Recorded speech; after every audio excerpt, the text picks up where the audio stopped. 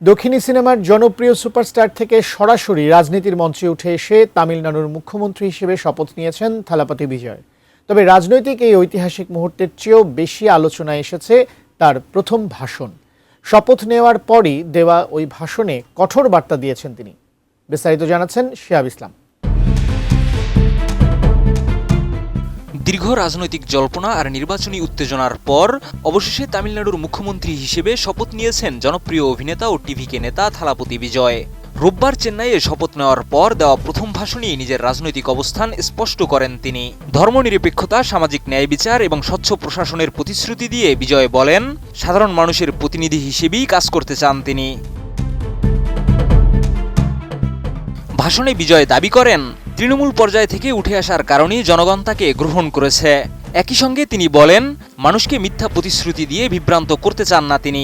সরকারের কার্যক্রমের মূল্যায়নের জন্য জনগণের কাছে কিছুটা সময়ও চান 51 বছর বয়সী এই নেতা।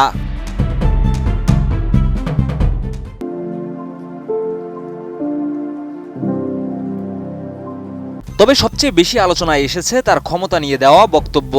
শপথের পর বিজয় বলেন, তিনি ছাড়া ক্ষমতার আর কোনো কেন্দ্র থাকবে না এবং সরকার পরিচালনায় তিনিই হবেন একমাত্র সিদ্ধান্ত গ্রহণকারী কেন্দ্র।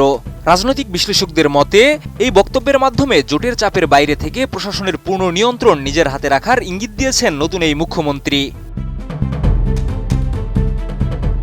এদিকে দায়িত্ব নেওয়ার প্রথম দিনই দুটি গুরুত্বপূর্ণ নথিতে সই করেছেন বিজয়।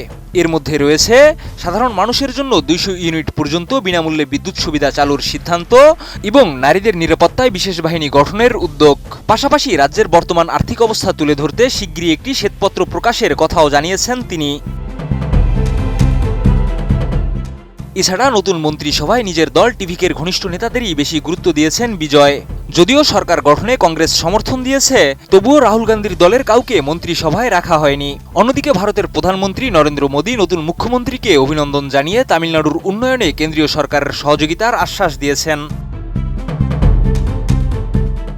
নির্বাচন কমিশনে জমা দেওয়া হলফনামা অনুযায়ী থালাপতি বিজয়ের মোট সম্পদের পরিমাণ প্রায় 624 কোটি টাকা। এর মধ্যে 213 কোটি টাকা সেভিংস অ্যাকাউন্টে এবং প্রায় 100 কোটি টাকা বিভিন্ন ব্যাংকে স্থায়ী আমানত হিসেবে রাখা হয়েছে রয়েছে। তবে শপথের প্রথম দিনই রাজনৈতিক ও প্রশাসনিক বার্তার কারণে ভারতের দক্ষিণাঞ্চলের রাজনীতিতে এখন নতুন সমীকরণ তৈরি হচ্ছে বলেই মনে করছেন বিশ্লেষকরা। শিহাব ইসলাম, ATN নিউজ।